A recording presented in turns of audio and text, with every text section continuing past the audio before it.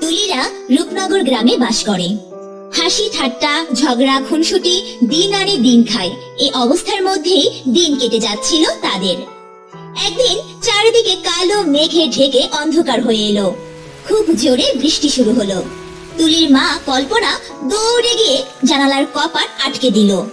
তুলি ঘরের মধ্যে একটা গামলা পেতে দিল। ঘরের ভাঙা চাল থেকে বৃষ্টির জল পড়ছিল যে। গোপালও সেদিন কাজে যেতে পারল না। এমন সময় এক বুড়ি এসে উঠল তুলিদের ঘরে। বুড়ি বলল, ঘরে কেউ আছো? আমাকে একটু আশ্রয় দেবে গো বাবা। বলি, কেউ কি আছো ঘরে? শুনতে পাচ্ছ? ঘর থেকে বেরিয়ে আসে গোপাল ও তার বউ কল্পনা। গোপাল বুড়িকে দেখে বলল, আরে বুড়িমা, তুমি তো সম্পূর্ণ ভিজে গেছো। আসো আসো আসো, ঘরের ভিতরে এসে বসো। বলি, তোমার কাণ্ড জ্ঞান কবে হবে শুনি? একে তো ঝড় বৃষ্টি হচ্ছে, ঘর দুয়ার সব ভেসে যাচ্ছে বৃষ্টির জলে, তার উপরে ঘরে চাল ডাল কিছুই নেই। নিজেরা কি রান্না করব, কি খাবো তারই নেই ঠিক, তার মধ্যে উঠুকো এক ঝামেলা। ভাল লাগে না বাপু? আস্তে বলো, আস্তে, শুনতে পাবে যে। তোমার কি মনে মায়া দয়া কিচ্ছু নেই? দেখছো যে বয়স্ক মহিলা বৃষ্টিতে কাক ভেজা হয়ে গেছে। এ তো ঝড় বাদলে তো মানুষ কুকুর বিড়ালকেও তাড়িয়ে দেয় না, সেখানে ইনি একজন জলজন্ত মানুষ। তুমি জানো না, অতিথি নারায়ণ।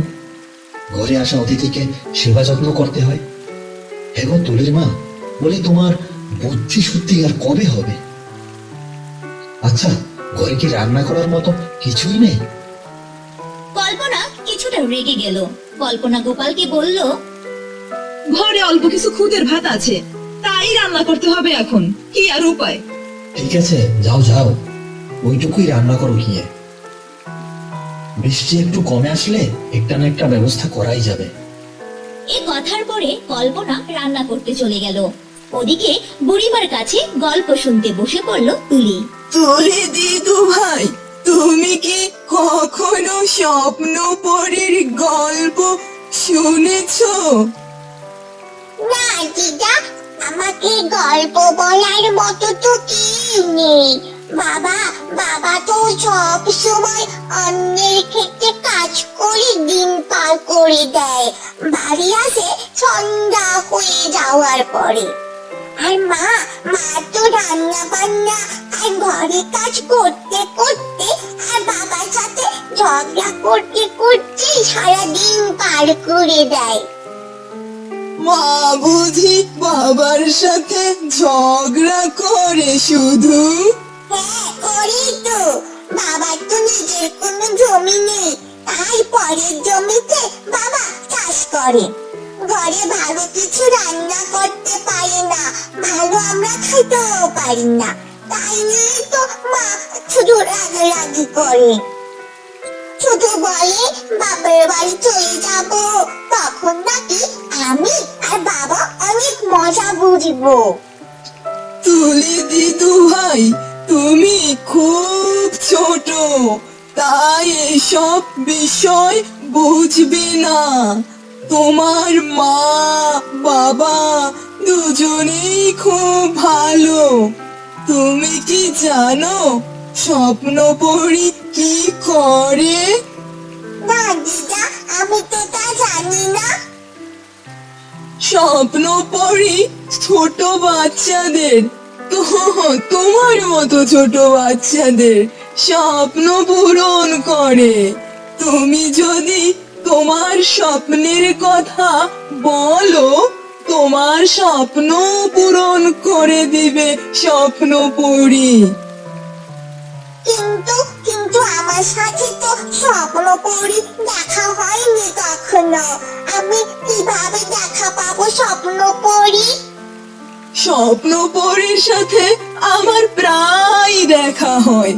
তুমি আমাকে বলো দিদু ভাই, তোমার স্বপ্নের কথা, আমি স্বপ্নপুরীকে বলে দিব। আমি আমি শুধু চাই মা বাবা আর আমি খুব আনন্দে থাকবো। মা বাবা কখনোই যেন ঝগড়া না করে, আর আমরা যেন একটু ভালো খাবার খেতে পারি, তাহলেই হবে। আর কিছু চাই না, আর কিছু চাই না।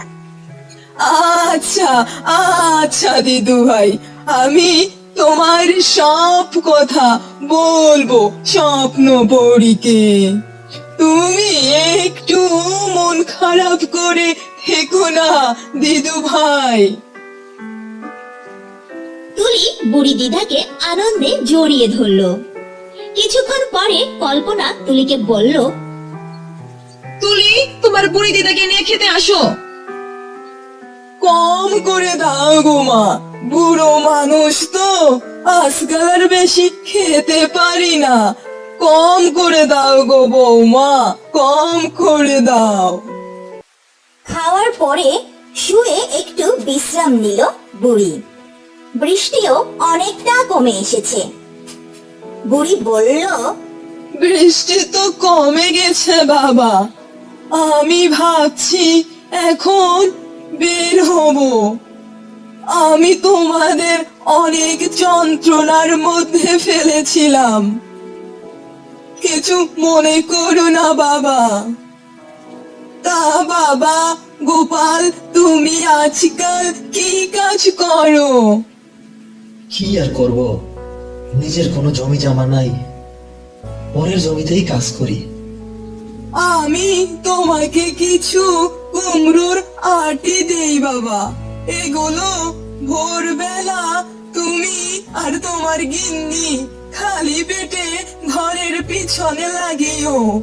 তোমার জমি লাগবে না, দেখবে এই কুমড়ো গাছ এক অবাক করা কুমড়ো গাছ, যে সে কুমড়ো গাছ নয়।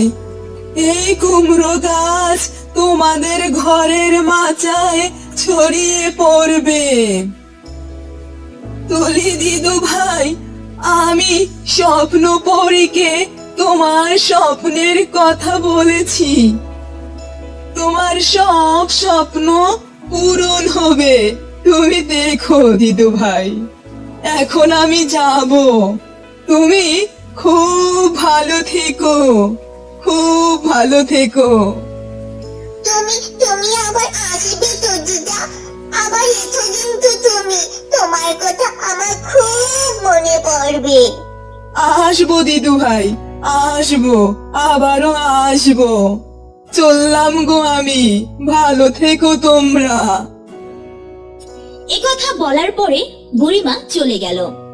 গোপাল ও তার বউ বুড়ির কথা অনুযায়ী কুমড়ো আটিগুলো ভোরবেলা ঘরের পিছনে লাগিয়ে দিল। কিছুদিন যেতে না যেতেই ঘটলো অবাক এক কাণ্ড। তুলি দেখতে পেল ঘরের চালে কুমড়ো গাছে কি যেন সোনার মতো চকচক করছে। তুলি ডাক দিল তার বাবা মাকে। বাবা, ও বাবা, দেখে যাও, আমি যা দেখি তুমিও কি তাই দেখো? হরে মা, হ বুড়ি মা তো সত্য কথাই বলছে, কুমড়োতে ভরে গেছে ঘরের মাচা, আবার দেখি সোনার কুমড়ো ধরছে একটা। আয় হায়, আমি এ কি দেখছি? আমাকে একটা চিমটি কাটো তো তাড়াতাড়ি করে। আরে বউ, তুমি ঠিকই দেখতেছ। আমি কি পাপি না করছি? বুড়ি মাস ছিল পর কত খুশি হয়েছিলাম, আমি কত কিছু বলছি, খুব ভুল করছি আমি। হে ভগবান, ক্ষমা করে দাও আমায়, ক্ষমা করো। গাছে অনেক কুমড়ো ধরেছে। সব কুমড়ো আর সোনার কুমড়ো বাজারে বেচে গোপালদের অবস্থার পরিবর্তন ঘটে গেল। তারা নতুন বাড়ি করলো, বাড়ির সামনে আরো কুমড়োর বীজ লাগালো।